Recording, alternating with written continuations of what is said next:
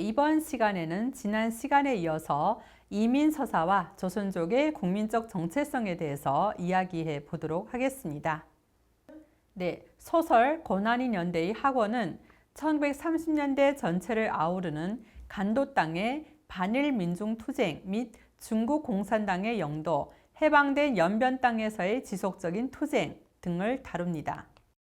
학원은 전편에 박천수 가문의 제2대 박용민의 중국 공산당 찾기 이전과 찾기 이후로 관통되어 있는데, 중국 공산당의 영도가 있기 전 조선인들의 자발적인 투쟁과 봉기가 통일된 조직적 지휘와 경험의 전무로 하여 실패로 돌아갔고, 조선인 민족주의자들과 그들의 영도하에 있는 반일 이병단은 파벌싸움과 이념투쟁의 혈안이 되어 있으며, 항일이라는 명목하에 백성들의 재물이나 빼앗는 파렴치한 약탈 행위를 일삼고 있음을 긴 편폭을 들여서 비중 있게 서술하고 있습니다.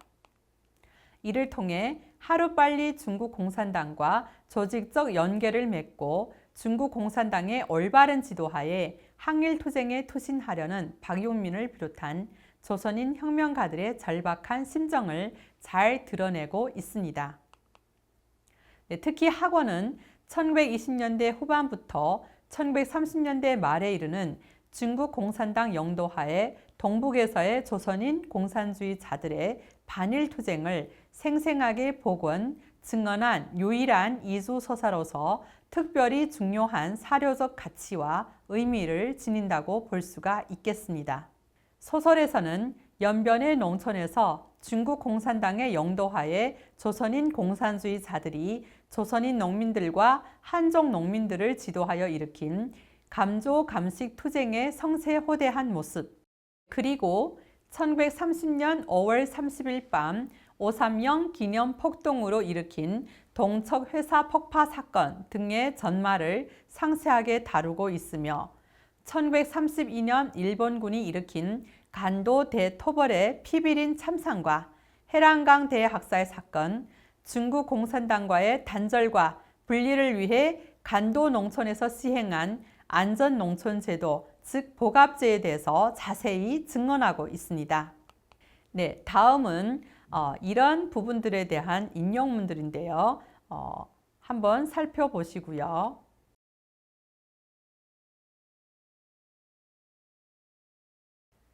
이처럼 위의 인용문은 1920년대 후반 중국 공산당의 영도하에 연변 농촌에서 일어난 감조 감식 투쟁의 서막을 알리는 부분입니다.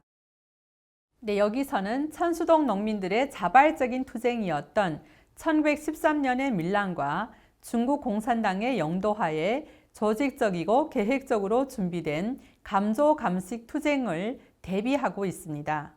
그런데 오늘은 달랐다는 간단하면서도 강렬한 표현으로 중국 공산당의 영도 전과 영도 후를 선명하게 대비시키고 있는데요. 소설은 감조 감식 투쟁 과정에서 투쟁과 협상의 대상이었던 지주 오영길이 재빨리 도망쳐 버림으로써 농민들이 사기가 절약되고 투쟁 대오가 혼란스러워질 때, 중국 공산당 당원 안경림이 군중들의 기세를 북돋아주고 그들의 단합을 강화함으로써 군중들이 다시 사기가 앙양되고 단합하여 지주와의 투쟁에서 승리를 거둘 수 있게 되었음을 긴 편폭으로 서술하고 있습니다. 고난의 연대는 1930년에 5.30 기념 폭동으로 일으킨 동척회사 폭파 사건에 대해서는 5월이라는 소제목하에 온근 한 개 장절의 분량을 들여서 구체적으로 쓰고 있는데요.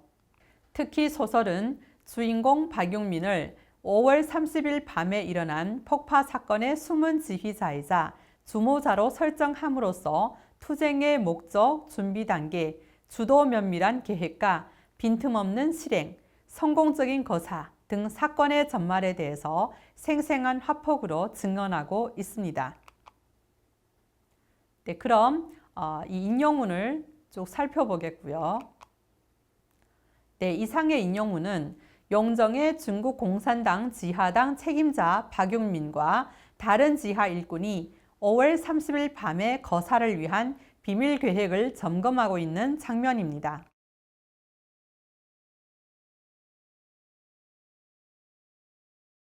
행동소조의 총 인원과 망을 보는 인원, 일본 경찰을 상대로 할 인원, 폭파약을 운반할 인원, 그리고 창고에서 폭파 지점까지 거리와 소요 시간 등이 매우 치밀하게 계산되어 있는 부분을 볼 수가 있습니다.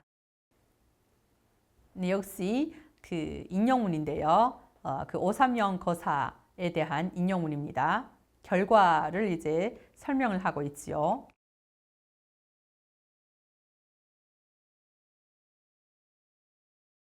네, 고난의 연대가 묘사하고 있는 530 기념 폭동의 결과이죠. 소설은 발전소, 철교, 술공장, 동척의 폭파로부터 영사관 내의 작탄 투척에 이르기까지 일일이 서술하고 있으며 영정 이외 주변 지역에서의 동시 폭파 사건과 그 영향에 대해서 상세히 기술하고 있습니다. 또한 그 결과로 벌어진 30명 사건에 대해서도 기술하고 있지요. 네, 고난의 연대는 또 1939년 겨울 이후 일본 관동군과 만주국군의 피비린 토벌과 끈질긴 추적으로 하여 중국 공산당 영도하에 항일 영군 대오가 거의 섬멸될 위기에 놓이게 되며 그들이 시련 속에서 좌절하지 않고 유생 역량을 보존하기 위해 소만 국경으로 후퇴하게 되는 역사적 사실들을 기록하고 있습니다. 네, 이때가 되면 일본 관동군과 만주국군의 치안 숙정이 효과를 거두어 비적은 1932년 여름 최대치 30만 명에 달하던 때로부터 수백 명으로 감소하며 최후의 무장 항일 세력인 동북항일연군은 1939년 겨울부터 소만 국경에서 끝까지 추격되었다가 괴멸 수준에 이릅니다. 네, 그 인용문들이죠. 처절했던 그 무렵에 대한 묘사가 상세히 진행되고 있습니다. 네, 상과들의 적들로 쫙 덮여 있다는 그런 묘사가 보이지요.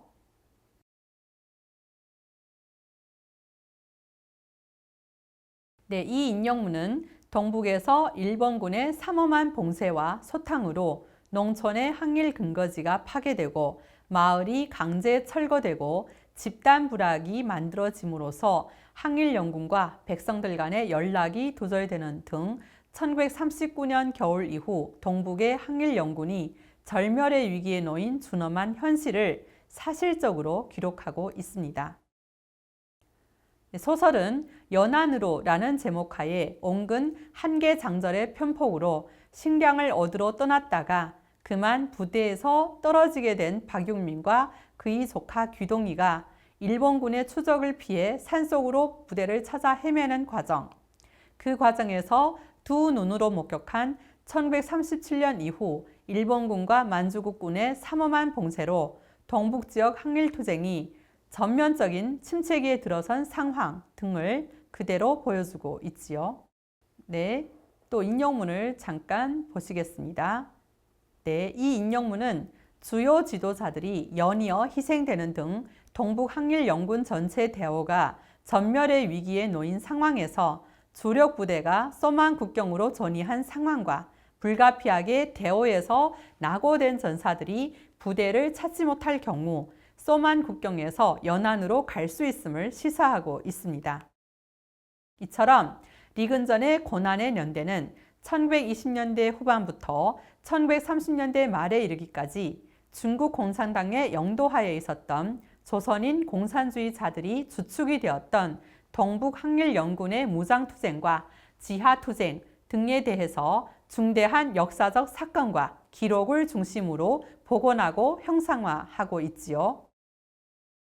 네, 소설이 큰 편폭을 들여 형상화하고 있는 1920년대 후반의 감조 감식투쟁, 1930년 5월 30일 밤의 530 기념폭동, 일본군의 간도 대토벌과 해랑강 대참환, 항일연군과 군중들 간의 연계를 차단하기 위해 동북지역에서 일본군이 추진한 집단 불락 정책, 그리고 1939년 겨울 이후 일본군과 만주국군의 끈질긴 토벌과 추적으로 인한 동북항일연군의 써만 국경으로의 후퇴 등은 당시 동북의 조선인 공산주의자들과 빙고 농민들이 중국 공산당의 영도하에 일본 침략자와 위만 정부를 반대하여 진행한 처절한 투쟁이었으며, 이는 동북의 항일투쟁에서의 조선인들의 지대한 공헌과 기여를 보여주고 있습니다. 네, 이를 통해 리근저는 항일전쟁 시기 동북의 조선인들이 피와 목숨으로 항일투쟁에 투신하였으며, 자기와 가족의 희생, 공산주의라는 대의를 위한 편협한 민족주의의 극복을 대가로 오늘의 행복과 중국의 국민으로서의 자격을 바꾸어 왔다고 말하고 있는 것입니다.